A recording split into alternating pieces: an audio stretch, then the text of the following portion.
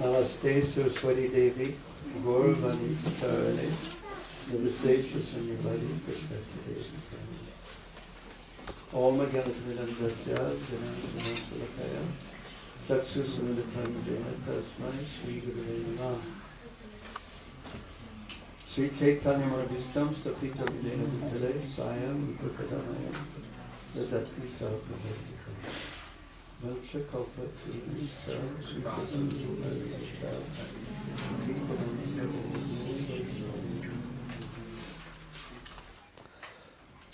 First we'll have questions and then answers.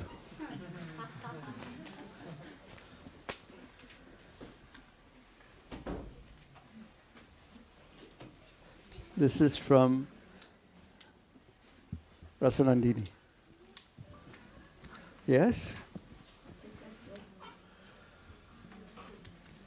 No, lower Prabhu.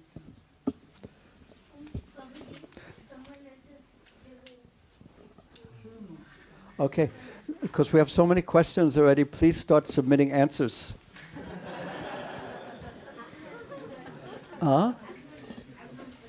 Okay. Okay. This question is, are you able to describe how ISKCON most clearly pushes forward the strategies of Srila Bhakti Siddhanta Prabhupada and Srila Prabhupada?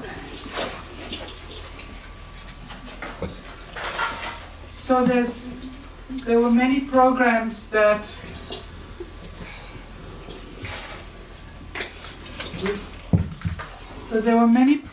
Srila Bhakti Siddhanta Saraswati organized for outreach. He had festivals, he had theistic exhibitions where he would go to places and set up a whole display of dioramas and preach like that. So he had a lot of outreach, which of course in ISKCON also we try to do. And he also had a very strong desire to develop a study course with the Bhakti Shastri, Bhakti Vaibhava and so forth, which we in ISKCON also do, and Srila Prabhupada also wanted. Then he also wanted preservation of the tirthas, particularly Mayapur, Jagannath Puri, and Vrindavan, particularly Mayapur and Vrindavan, which ISKCON also does. So there are many more things that we could list, but because we have many questions, we'll have to list the others at another time. But in general, the spirit of spreading Krishna consciousness to every town and village of the world is there in both, and not, while spreading it, not lose the essence of what Krishna consciousness actually means. Prabhupada often would say that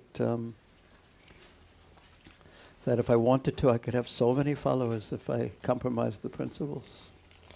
So that's to make it available to the masses, and yet keep the integrity of what Krishna consciousness actually means is the challenge. Respected Mataji, I think this one's for you.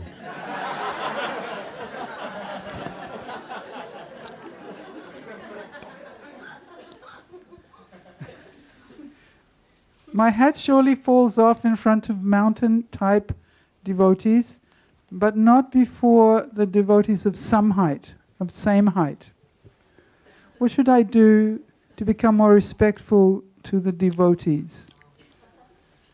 Well, it's my experience that in the beginning, it's easier to appreciate the mountain-high devotees because they're so paramount.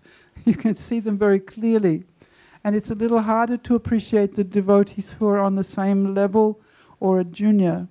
But there's a method to associate, in other words, to favorably develop relationships with all three, the paramount ones, the ones about the same level as yourself, and then the junior ones. So Srila Prabhupada says that you should develop respect for the paramount ones, and you should develop friendship with the devotees of the same level. And you should develop kindness towards those who are less advanced than you, and therefore you have something to give them. And he says that you shouldn't neglect them. A materialistic person neglects those who are less, is envious of those who are the same, and is somehow or other trying to take something from those who are higher. So we should watch out for that series of three and try instead to develop that mood of friendship for the devotees who are not so great in our eyes, but still they're very much devotees. I often think to myself when I see a devotee and then I just take it for granted, I think to myself, how many devotees are there in Melbourne? How many Indians, I'll say, my mind will casually say in a careless way, oh, that's an Indian devotee. And then I go, whoa, hang on here. How many Indians are there in Melbourne who aren't devotees? And here is somebody, regardless of their birth or anything else, who's become a devotee. And then it shifts me into the proper mentality to deal with other Vaishnavas. We have to sort of somehow surmount the casual ignorance that is so common and easy to take part in.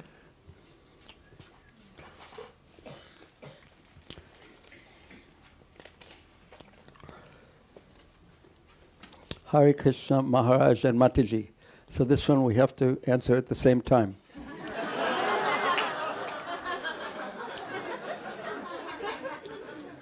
Should we read it together too? If mood of serving, you're reading too slow. If the mood of serving is that I have to please Krishna, and I'm still not putting myself in the center, am I still not thinking I am the doer? Thank you. Let me read this one again.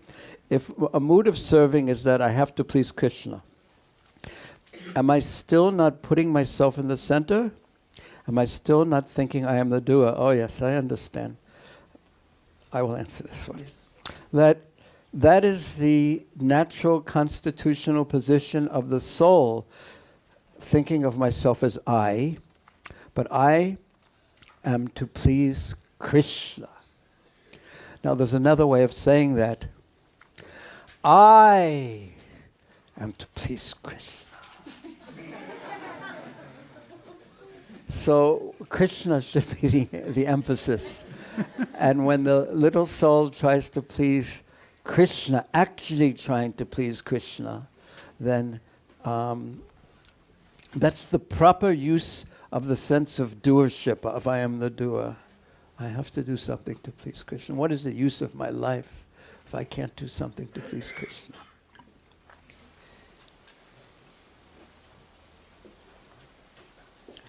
I'm not sure what that word is. Karma. Yes, it is. There you go. We all have our karma, but devotional service wipes out most of the karma, right? But how do we understand it in the right spirit? Are sufferers meant for Is suffering meant for enhancing our love for Krishna? Thinking continuously as bad karma can become depressing and self-deprecating. So Srila Prabhupada gives a really interesting formula that you can refer to. You see, you have to learn these things in the very beginning. Drill yourself on these verses, concepts, practices. And then as you go on in your life, they start to become the way you think. Just as now you think in the way you thought from your education or childhood. So he explains that a non-devotional person, when something bad happens to them, they think, what is this? I don't deserve this. I've been such a nice person throughout my life, and this is happening. And they become depressed. Why is this? And then when something good happens to them, they think, only this? I worked so hard, and I only got this? So this is the way that an ordinary materialistic person thinks. And we have to learn to catch ourselves when we see ourselves thinking in this pattern. And he explains that the way a devotee thinks is different. That if suffering comes to a devotee, they think, well, for so many lives, millions and millions of lives, I must have done so many things that were faulty and wrong. What to speak of this life? And Krishna's just giving me this much. So I feel really grateful to Krishna that this is all that is coming. It's not like he chose to give me suffering that I didn't deserve. And I don't need to feel guilty that, oh, this is some bad karma, because everybody has bad karma. It's nothing special to have some bad karma or some sickness. But the mentality is very important. From you? So the mentality has to shift from, I don't deserve this, why is this happening? Or, I'm so unfortunate that this is happening, I feel so depressed. To saying thank you to Krishna for the minimization of suffering. And then when something good happens, thinking, I don't deserve this either. I don't deserve to have such a good situation. I haven't really done any service in my life. So thank you. And both of these translate in the first instance into gratitude. And gratitude is the antidote of depression. And gratitude gradually turns into love. Just another point on that, that when we have difficulties or unfortunate things happen to us, then we shouldn't dwell on the difficulties as much as turning to Krishna. We should act practically when it comes to a difficulty, but our consciousness should quickly go to Krishna. Not always thinking, oh, I'm so bad, this has happened, look what I've done, I'm so fallen, on and on and on, just thinking about oneself.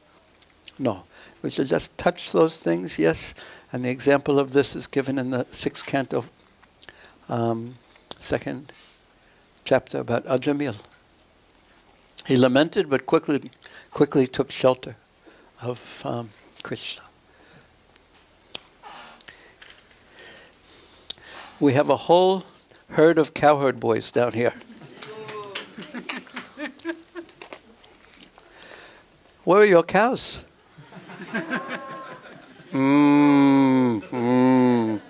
Just wait. Question. Okay, cowherd boys. Yep. When will we learn as devotees not to over-accumulate materially, as it is not favorable for spiritual life? But we see devotees still planning extensively for their financial situations and investments. As devotees, is this okay? What is the line between responsible managing these affairs, our duty, and over-endeavoring or accumulation? Especially this is geared towards someone who is obviously not a financial manager as their career, because they're not encouraging that. But what is the line between being irresponsible financially and being overly absorbed in finances? Now, this is a question that we can't say it's right here. It's like this. because this is a question that everyone really has to answer, and for themselves, because no one's going to listen to anyone else, basically, on this. But the basic idea is that we should live as simply as we practically can. And ultimately, we have to understand, at some point, we have to understand it, and that point may be the moment of our death. We have to understand that no matter how many arrangements we have made to protect us, they are all accumulations, practically speaking, of zeros. Can you imagine if we practice in our life depending upon our credit cards, our finances, our influence, or whatever we use in our life to get us through, our intelligence? When we're in difficulty, we use our intelligence to get out. And then what's going to happen at the time of death? Excuse me, coward boys? I'm doing something. I know, but I'm saying now isn't the best time to do something. Excuse me, Prabhu? I'm writing. I want to write one more. Okay, but what I suggest is you listen, and then later on you can write the questions, and we'll have a special session. We will answer your questions. Okay, but not now, because otherwise it might be distracting to others. Okay? And anyway, out of the 150 questions here, you've already put in 75. So if this line between what is enough and what is too much is very, very, very delicate. And the tendency that we have naturally is to err on the side of too much. But who is the one that is going to face difficulty when we have so many things, and then it's time for us to leave this world, and we cannot take any of those things with us, and we're attached to them. We can't take either our bank balance or our house or our family. So the real way out of this situation is to think in terms of these things are actually Krishna's. We have to take them seriously. We were speaking about this before. You have to take it seriously, and you have to be detached at the same time. But the way out of that is to be thinking that I'm doing this.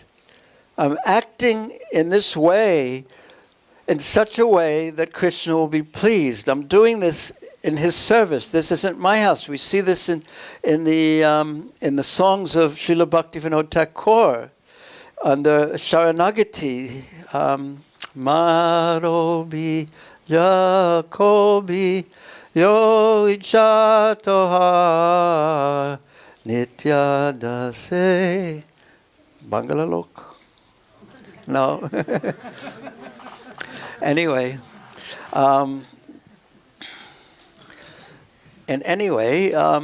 But this house, this is where it has to be cut. From this isn't my house, because it can't be my house, because when I die, I can't take it with me. Everything that's not mine, actually mine, that we think is mine, we'll have to leave behind. And as one gets older, even the qualities that one thinks one is, or one has, one by one, we have to start leaving those behind. All these upadis, all these overlays on actually who we are. One by one, and then finally, the bitterness of old age sets in when one senses that we can't rely on anything, neither our teeth or our digestion or our eyesight. Stop looking at me like that. Or our hair. Okay, I said it.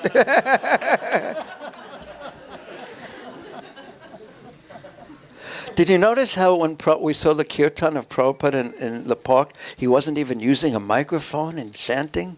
No amplification system like that and chanting for hours? Amazing. It was his desire was so strong, but it was all for Krishna. He saw it all, and ISKCON and the temples and the rooms that were given him and the cars and the devotees. He saw them not as his, it meant for his pleasure. He saw them as Krishna's. So how to break this attachment to everything that we see and everything we can get our hands on and thinking of it as mine. Because soon as it's mine, it's an extension of me. And soon as that's what mine means. I'm taking that sense of me and extending it to all these other objects. And then, soon as we think that this is me and mine, then what happens to us? When me is doing well, I'm exuberant. And when me has a cough and a cold and a headache, then me is terrible. And when my son is doing well in school, then me is very happy. And then when my son becomes a hippie and hate Ashbury, then, oh no, who'll take care of me when I'm older? Or something like that. So we want to break this illusory sense of me and mine. And where is exactly the line financially, I can't say. That you have to work out. But the real essence of the issue, even if we're big financial wizards, to see that as Krishna's. And Krishna, there's different ways to give charity even. One way to give charity is, I have this much, and okay, I know I should give something to Krishna, so we'll pluck off a little bit over there and give it to Krishna. Another way to give charity is a bigger chunk. Okay, by Krishna's grace, I have this, give him more. Another way is detachment. I have this, but I'm not attached to it.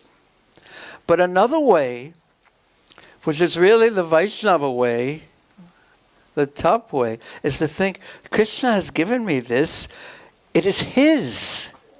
It's not mine, and I'm managing it on his behalf. So we look at our finances, we look at our family, we look at everything that we have. From the car to the clothes, yes. This is Krishna's. This is Krishna. How should I manage it in such a way that what is Krishna's is used properly in his service? Okay. So how to attain that consciousness?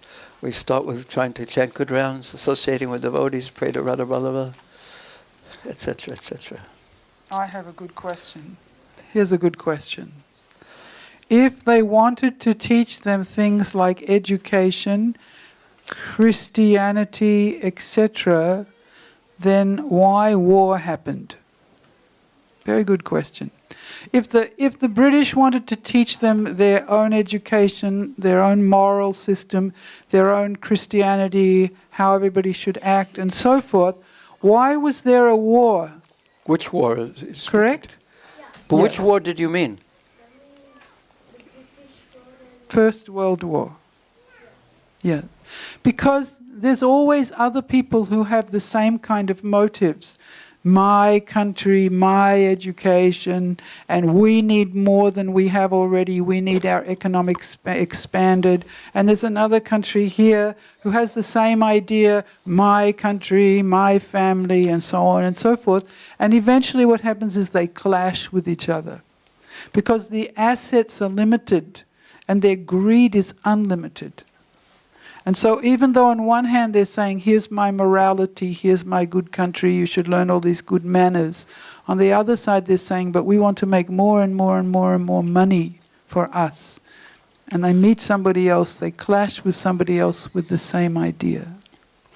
Because they actually haven't put Krishna in the center, actually. Actually they haven't. And that's the real challenge of life, to actually put Krishna in the center. To officially become part of it, and yes, I'm a devotee, like that. That's one thing that's wonderful and important. But to actually put Krishna in the center, anya bilasita sunyam. This is our challenge.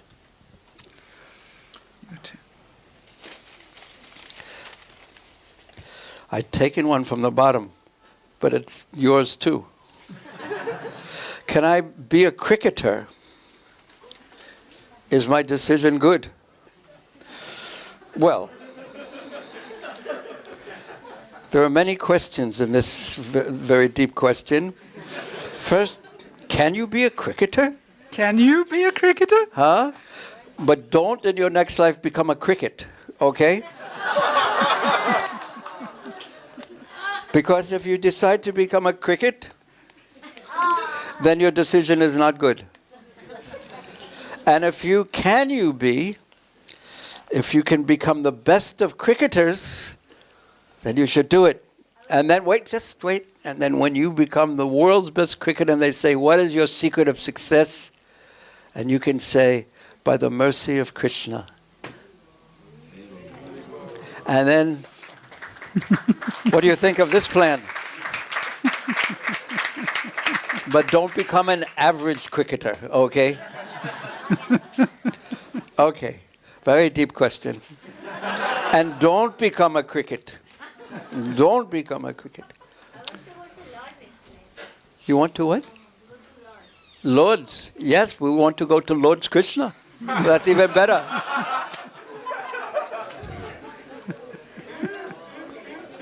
Question. How do we know that Krishna, Guru, and devotees are pleased, satisfied with our services, like temple service, preaching service, etc.? Well, may I answer this one? You can answer this one. Okay. Yes. No. In every relationship, there's two parts. There's two parts. One is what I'm supposed to be doing, and the other side of the relationship is what the other person in the relationship is, what his service is. So my service, my part of this relationship is to act in such a way, try my best to act in such a way that Krishna is pleased. And Krishna's part in the relationship is to be pleased or whatever he wants. So to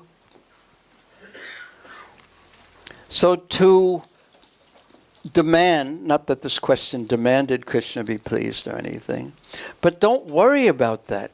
Just try your best to act in such a way that Krishna is pleased. You sincerely doing that is all that's required of us. Sincerely try to act in such a way that Krishna is pleased. And let Krishna take his part of the relationship.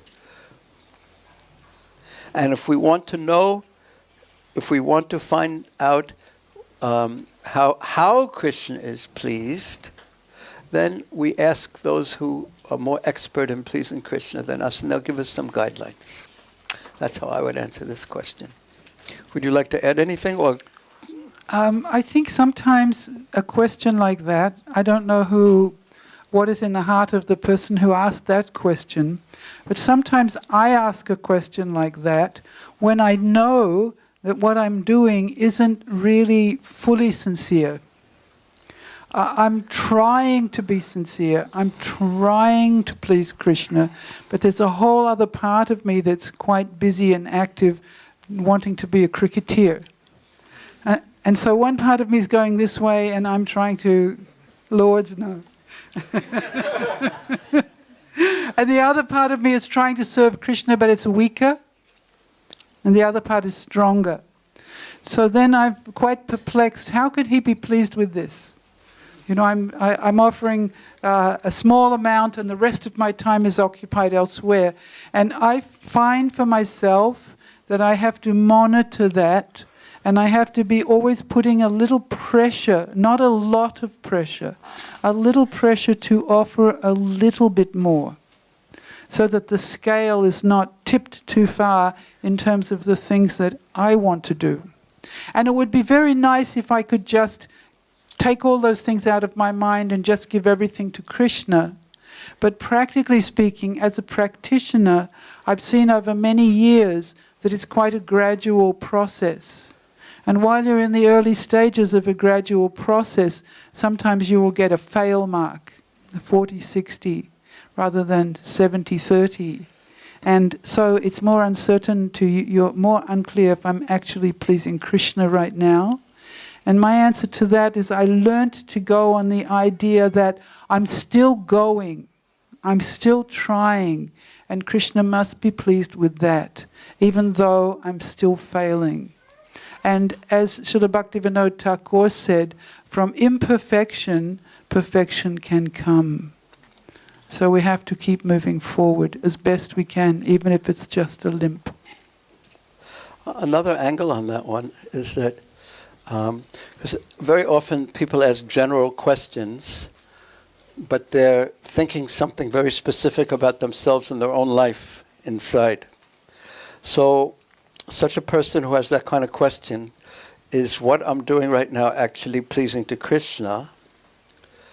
Then they should find a trusted representative of Krishna and say, I'm doing this right now. Is this pleasing to Krishna? Do I need some more? What adjustments do I need? And then if we ask that question to a trusted representative of Krishna, then we take their advice.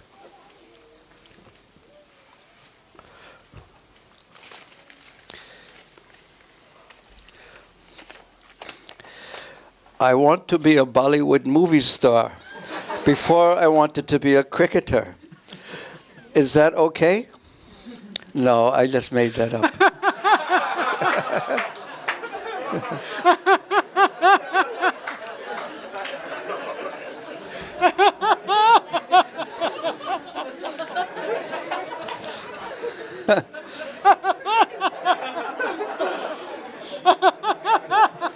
First question, this one is, how did you have faith in Prabhupada? And second part of this is, you did what Prabhupada wanted you to do without knowing Krishna. We come from Indian background, heard about Krishna, and still struggle to surrender. Why? Why do we lack faith in Krishna? So these are very deep questions. And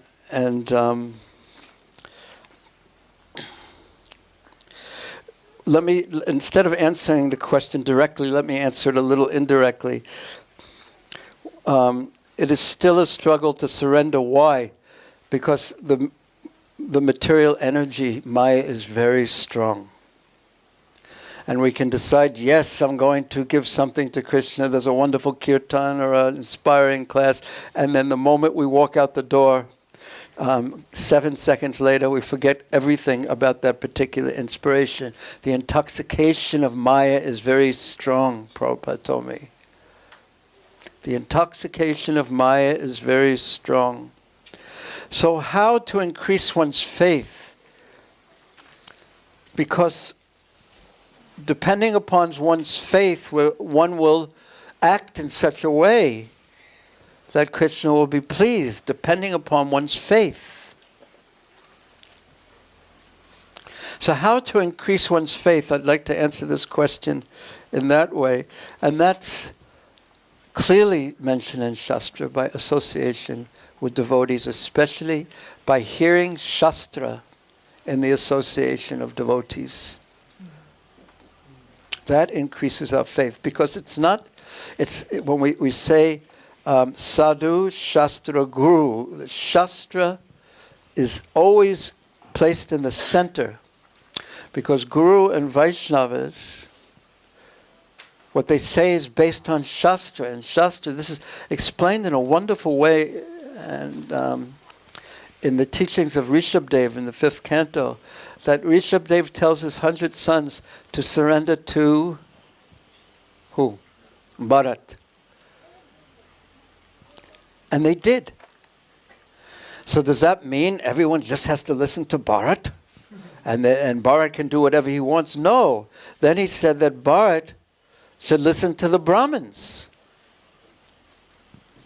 Does that mean the Brahmins can just say whatever they want and be independent in that way? No. The Brahmins should be under the topmost Brahmins, which means the Brahmin Vaishnavas.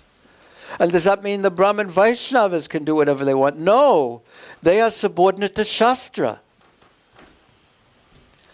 And does that mean Shastra can say anything he wants? No. Shastra is the words of Krishna, of deeply realized sadhus, accepted.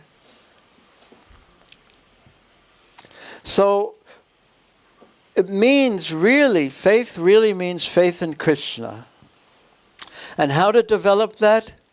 We associate with devotees. Faith comes from the association of devotees. And doubts will come from non-devotee association. Just like sincerity, if you want to be sincere, increase your sincerity, which is also very much similar to this question. Find those who are more sincere than you and associate with them. And if you can't find anyone in the whole world more sincere than you, then just sit down and pray to Krishna to help you and chant Hare Krishna. But how fortunate we are in the association of devotees, because there are so many devotees, and so many devotees who are very kind, and they are... It actually says that Vishwanath Chakravarti Thakur said when he was explaining the benefit of Jnana Yoga, the benefit of Bhakti over Jnana Yoga, he said in Jnana Yoga, everyone is lonely. Because the Jnana Yogi can't engage with anyone. But in Bhakti, the devotees are very kind and they will help. So to increase one's faith, we shouldn't worry too much about our lack. Don't put too much energy. Acknowledge your lack. Be introspective. Acknowledge what you don't have. But quickly go to the facility that Krishna gives you to improve. Don't dwell on your fault, your lack, because then you're just thinking about yourself all day long. It's not Krishna consciousness. I'm so bad at this, I'm bad in this, I'm bad. It's not Krishna consciousness. It's not humility, but humility means taking shelter of Krishna. That is the mark of humility. Krishna, unless you're kind to me, what hope do I have? And look what Krishna's given us. So he's given us so much facility to become thoughtfully absorbed in his service, and we should take it. That is humility. Is that one yours? Yeah. Do you think that the devotees in the 70s managed problems or difficulties easier than us? Are we losing strength as time goes by? So the first question, do you think that devotees managed problems or difficulties easier than us in the 70s? Well, in the 70s they had Srila Prabhupada's help in managing problems, but the devotees in general were quite immature. So they had that support, powerful support of Srila Prabhupada. And I remember for myself, if there was a problem, I would think in the back of my mind, I'll write him a letter and tell him there's a problem here. And he would write back something. So you felt that we have this safety net always because of his presence. And after he left, which was the 80s, was very, very difficult because you could still remember how strong his presence was, but he wasn't there to adjudicate or adjust things when the devotees started to find disagreements or their immaturities clashed. Are we losing strength as time goes by? I think that's very individual. One should look and examine perhaps oneself or what group one is examining to see. I don't think you could say that we're losing strength individually necessarily. I certainly know I haven't lost strength as time went by. I didn't have very much strength in the 70s. I have a little more now. But then there are other challenges. One gets older, One has to face different kinds of personal improvement, necessary items and so forth. So it may look like a loss of strength individually, but it may not be a loss of strength. It may be that the strength is diverted to another area. Also, I have seen that in my own experience, during the time that your children are young until they graduate into whatever life they choose, you are somewhat indirect in your Krishna consciousness because you have to have a primary focus on their needs and necessities. So it often becomes a bit of a dip where you look at someone and think, oh, they seem to have lost their strength. And then all of a sudden they pop up again. And you'd be surprised how strong they are. And they'd be surprised as well. So you have to take it on an individual level, a life. And for our Krishna consciousness movement, if we lose sight of the goal, yes, we'll become weaker over time. If we keep our eyes on the goal, no, we won't become weaker over time. And I have heard it said by Dhananjaya Prabhu, who was heard from Srila Prabhupada. He told him at one point that even if all of you leave, even if all the GBCs leave and the temple presidents leave and the head pujari leaves, everyone leaves, more will come to take your positions because this is Lord Chaitanya's movement and it will go on. Somehow or another it will go on. So I, generally speaking, I don't ask these kind of questions anymore, except I do look at myself to keep my own strength up, because it's too vast and impossible to answer such a big thing as a movement and how it is doing. But I think that a movement depends on the individuals, and if you make progress or I make progress, it affects others favorably. And that's the only way that we can actually become stronger. You could write a book on the answer to that question. Yes. But I, just to add that, but to agree or more underline what you said, that Prabhupada's presence, personal presence was quite wonderful and inspiring. But he was the only adult in the movement at that time, which brought other difficulties. How to come out of the mental platform. Let me think about that. Now, how should I come out of the mental platform? Should I do this? Should I do that? Should I do this?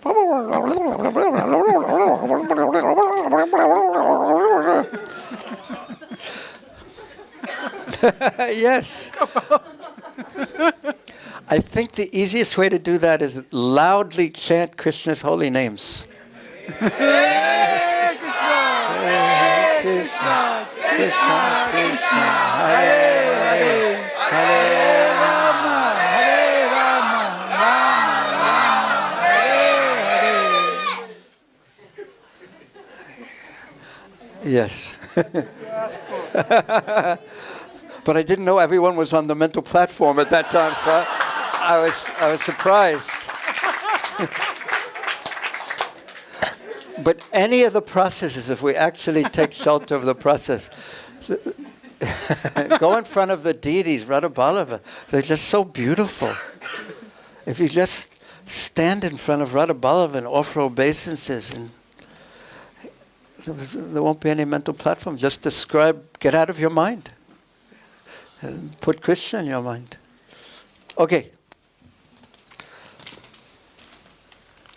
We treat our mind as a separate entity, but we understand that all that happens to us is due to our actions and desires. In this regard, can you please explain the origin of the mind and its tendencies?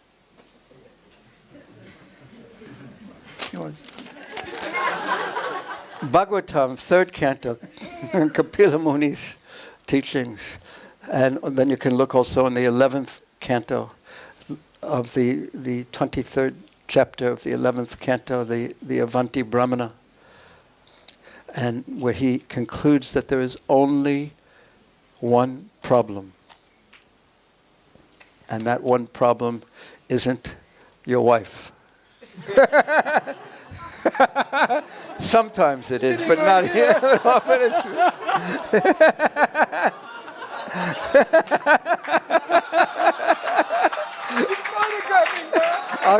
I'll get it later for that one. The only problem is the mind. That's the conclusion of the Avanti Brahmana. I'll have to talk myself out of this one now.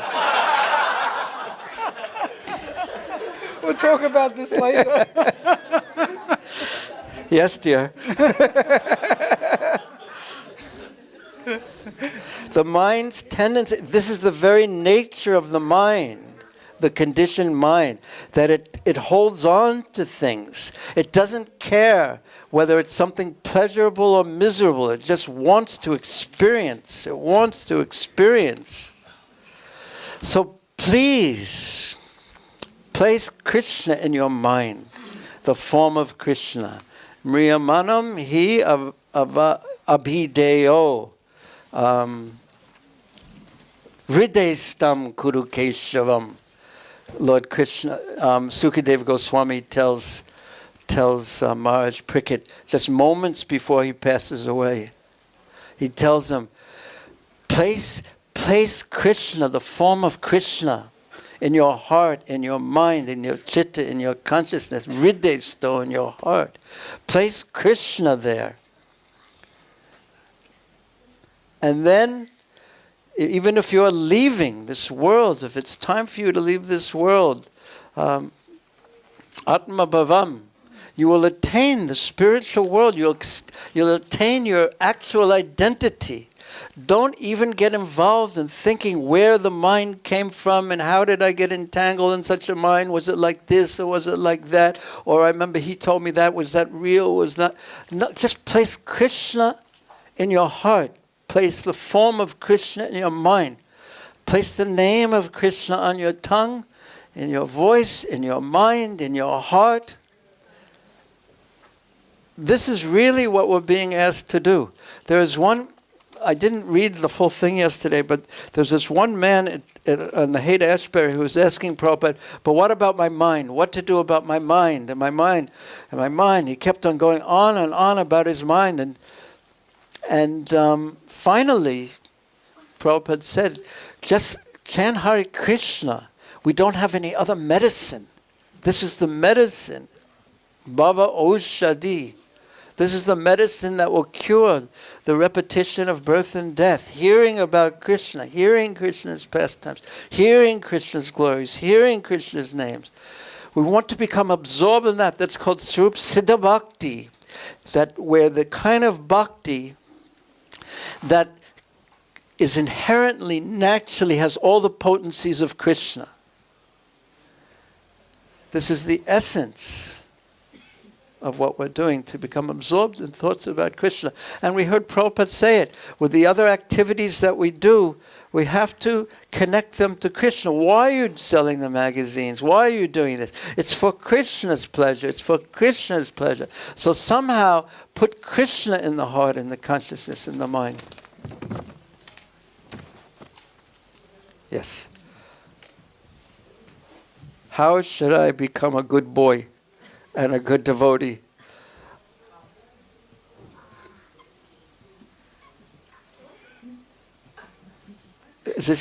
You've actually even signed it. So you're not going to get out of this one. Now, Prabhupada said that don't ask a question to a sadhu Mataji, unless you're ready to accept the answer and follow it. He looks a little nervous. Wait. Now, do you want to retract this question now? Or do you want to keep it? The question is how to become a good boy and a good devotee. Do you want to? But then you have to do what Mataji says in reply. You want to take it back? But you're going to follow what she says?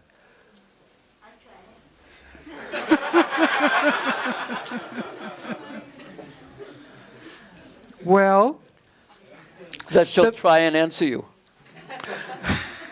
The first thing you have to do is listen to your mother. Okay?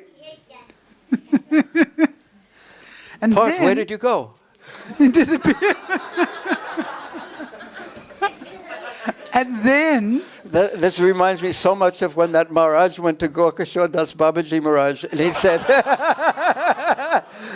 he said, you just give up everything and sit next to me. And then Prabhupada said, he had a good sense of humor. So Mataji also has a very good sense of humor. And what's the second thing? he has to chant some every day. I do. You have to chant more. You're not chanting enough. I do 5. You have to do more. 6. Starting today, 6. I told you we should have gotten in writing before we started this. You said that you were going to do what Mataji said. You have to listen to your mother and 6 rounds a day. Okay? He's disappeared again. Gopal, you said yes. Very good. Very good. You've also signed. Okay. But we lost part. Okay. Next question. Next question. And also, Part, you have to come to the next retreat. Okay? Mother, father takes me. We'll make sure they do. What if Maya is attacking me and I have prayed to Krishna to get rid of one of my anarthas, but it is still not gone? Mm-hmm. So is Krishna not hearing my prayer? This is a very real question. I remember for many, many years I used to feel like this. That I have a problem, I have an anartha, I pray to Krishna, please get rid of this for me. And then the very next minute there it is, and it doesn't seem to have moved. And I think maybe he's too busy to listen to me. There's so many people praying to him and he didn't hear, or maybe I'm just not worthy of whatever. But I've found as I've gone on in Krishna consciousness, that way of doubting that I was pointing at Krishna with was actually the way I was thinking, reflected onto him. Because I'm not that sincere all the time, I want my anartha removed. Please remove my anartha. But the anartha is still there. Maybe I have some investment in the anartha sometimes also. And because I'm a little bit on-off, I think Krishna is on-off, on-off. But with further advancement, I've seen that looking back and reflecting introspectively, that Krishna was always there. And he was always helping and assisting me through a particular situation. But one time I remember I was in the temple at Krishna Balaram Mandir. And I was with a friend and I had said to her, you should go and pray to the deities. And she went and she stood in front of the deities and she said, oh Krishna, please just make me fully surrender. And then when we came outside, I said to her, that was really a big thing that you were asking. You didn't ask just, please help me to get through today, or please help me not to lose my temper today. You just went for the rhinoceros. Please help me to fully surrender. So I said it wasn't a very thoughtful prayer, because you don't have the aptitude to fully surrender. Why don't you bring your expectation more in line with your actual intention and capacity, and try to make a step forward. I'm thinking how to get through today so I can improve tomorrow, and you're asking for everything taken care of by him in one giant step. And Krishna consciousness doesn't work like that. Practically it doesn't work like that. We do our part, and as Prabhu was saying, Krishna does his part, but we have to continue doing our part. And even if I don't make any progress, or it doesn't seem like he's listening to me, you can break my heart by not being present before me, but you're still my worshipful Lord unconditionally. This is the mentality that we have to aim for, and it's a very high mentality. So if we're expecting that kind of giant improvement step, overcoming a giant problem that we have, to happen in an instant, we're going to be disappointed because our expectation is unrealistic. And can Krishna do that? Just take away everything and make you surrender? He can. If that's genuinely, deeply, wholeheartedly what you really want. So it turns around to an examination of ourselves. Maybe right now I want that, but half an hour later I want something completely different. And so Krishna's reciprocation is to the whole of me, and not just the words I express in a moment of difficulty. He's much more caring and careful than that.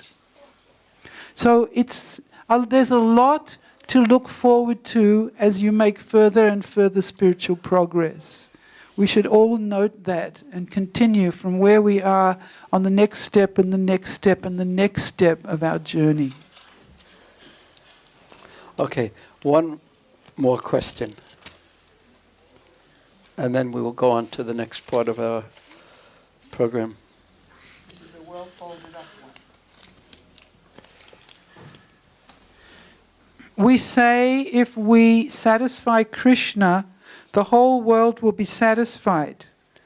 Then how come that people are still not happy and satisfied, although we are satisfying Krishna?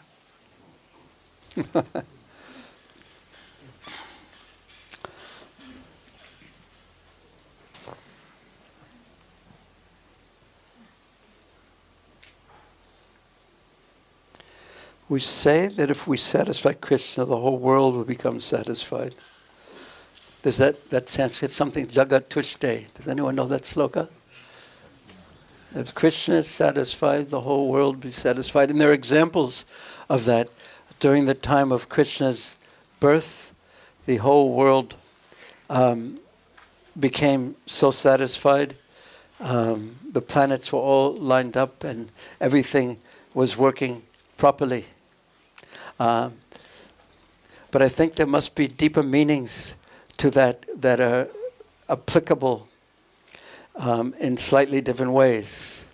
I would start with the idea is if you water the root of the tree, this is the concept, that don't try to become individually satisfied, separate from Krishna. This is the basic concept that expression is spoken in. Don't try to become individually satisfied, separate from Krishna, because it will never happen any more than the leaves of the tree will become nourished if it tries to drink the water separately from watering the root. So we cannot become happy separate from Krishna. That's the essential meaning of that. And if we do want to become happy, we should go to water the root of all existence. That's Krishna. So if taking that's the essential meaning of that verse, then the question almost all answers itself. We say that if we satisfy Krishna, the whole world will be satisfied. If that's the basic meaning and the import of that verse, that how come people are not happy and satisfied, although we are satisfying Krishna? So, of course, I would never say about myself that the way I do my service is satisfying to Krishna, because what's satisfying to Krishna is pure bhakti. Because what else will satisfy him from an insignificant living entity? What else do I have to give? So if only one who is on that level will say that, yes, my service is satisfying to Krishna. And then one of the amazing things is a person on that level, he doesn't feel like he has any love of Krishna. Nagandhi asti. Mahaprabhu said, I have no love for Krishna. So the question has a few little twists and turns in it. So how can we satisfy Krishna? And how can all the people in the world be satisfied? Maybe that's another way to look at this question. Will my satisfying Krishna satisfy every single person in this world? Well, the love of the residents of Vrindavan, which was on the highest level of love, it didn't satisfy Kamsa. So there must be a little bit of a slight difference to the actual meaning of that verse, as I was saying. And not only didn't it satisfy Kamsa, it didn't satisfy Indradev either. In fact, Indradev became bewildered and angry. And then there was Pralambasura, and he wasn't satisfied by the fact that Krishna was satisfied in so many ways. Rather, he tried to disturb the pastimes of Krishna. And then there was Putana, who disguised herself as a devotee to cause harm to Krishna. And Krishna was so kind that he accepted the fact that, oh, I have drunk the milk from her breast. And Kamva Dayalam Sharanam Brajema. Ho Pakayam. Does anyone know that verse? Aho Pakayam Stana Kalakutam Zikhamsi Adyad Yapi Swadvi Lebhe. Lebhe Gitim. Lebhe means she got the position of Datri, of nurse. Krishna found the essence of good in more or less an evil act. So I've spoken around the question a bit, and I'll leave it at that. And that was the last question, but we need one more for you, from you. From you. Oh, that's a part question. But Srila Prabhupada was a disciple of Srila Bhakti Siddhanta Saraswati. Yes, When you were talking that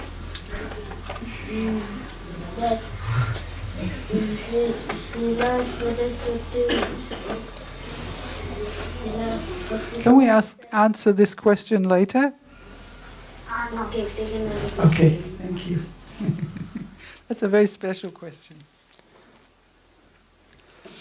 In the early days, the hippies thought that by taking drugs, they were having a spiritual experience. Still now, people think that drugs can help to have equal vision towards everyone and get realizations, and therefore be a step towards spirituality. Can this be true? Maybe you should answer this one. You answered it perfectly. Say the answer. No. And on that note, we will end this part. No. No, no, no.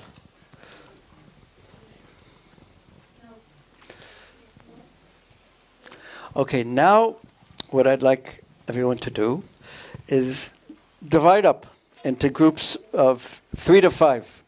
Not less than 3, except except the boys. Okay, the boys in groups of 8.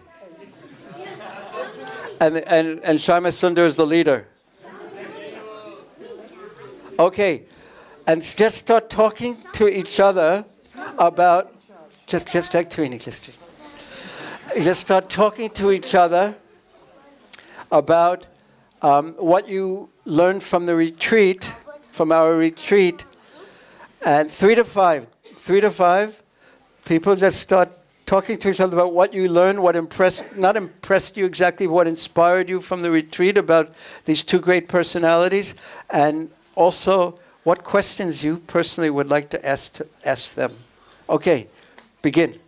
Just find anyone. Don't specially choose.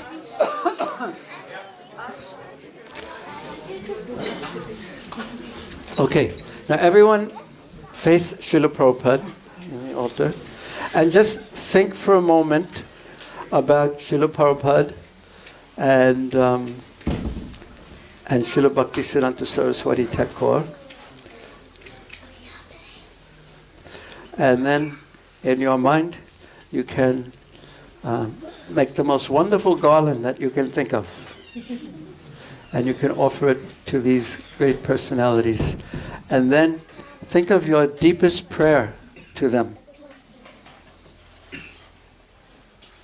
What you'd really, if you were in the presence of these great personalities, what would you pray to them for? What, even more than what question you would like to ask them.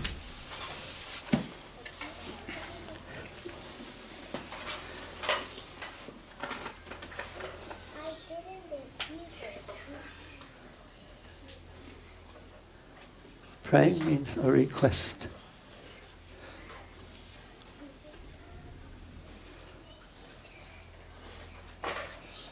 Let the best part of you speak to them.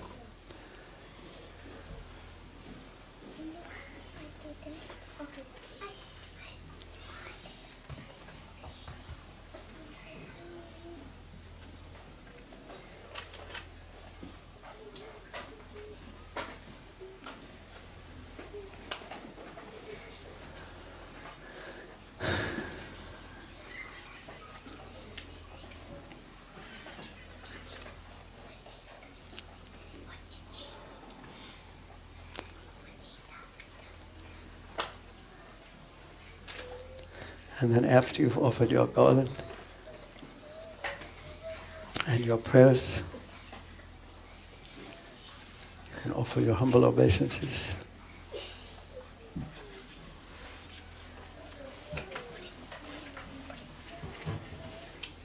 They are very grandfatherly persons for us.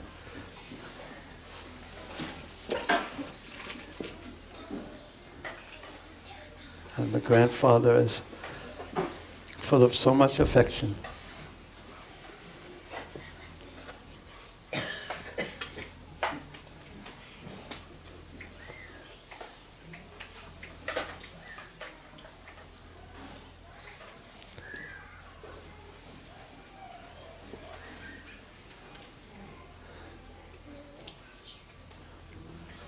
Sri Chaitanya, if you could play that.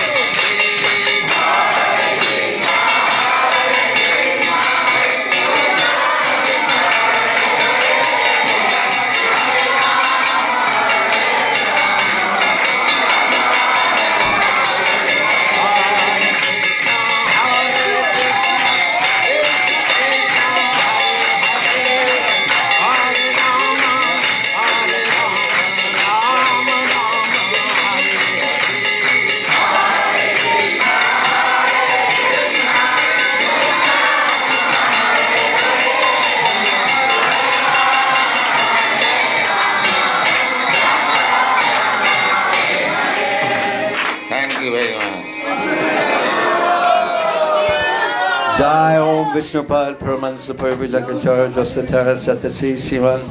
His Divine Grace A.C. Bhaktivedanta Swami Srila Prabhupada Ki Jai. Jai Om Vishnupad Paramansa Parvijagacharya Josatara Satasi Sivan. His Divine Grace Srila Bhakti Siddhanta Saraswati Goswami Maharaj Srila Prabhupada Ki Jai. Ananta Koti Vaishnavinda Ki Jai. His confound Acharya Srila Prabhupada Ki Jai.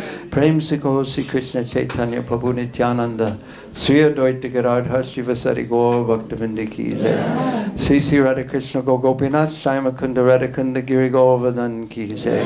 Sri Vrindavan Dham Ki Jai. Sri Navadip Mayapur Dham Ki Jai. Ganga Mai Ki Jai. Jamuna Mai Ki Jai. Bhakti Devi Ki Jai. Tulasi Devi Ki Jai. Samaveda Bhaktivinoda Ki Jai. All glories to the assembled devotees.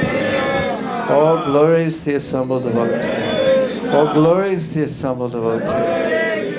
All glories to CC Guru and Gauranga Nitai Gaur Prindanande Hariva. Srila Prabhupada Bhaktivinoda ki. Okay, thank you so much for staying the whole time and being here. It was very inspiring for us. Boys, fold your hands immediately. Face me and fold your hands immediately. Immediately. Sit properly. It's the old Gurukula teacher training coming out. Sit properly. Immediately. Fold your hands like this. Immediately. You too. Okay. Sometimes I get carried away. Excuse me. So it was very inspiring. I can speak for both of us, but it was very inspiring for us to, because you listened so carefully and were here with us. And as Mataji said right in the beginning, that without, we can't speak about Krishna unless we have the good hearts in front of us pulling it from us. So thank you so much. Thank you very deeply.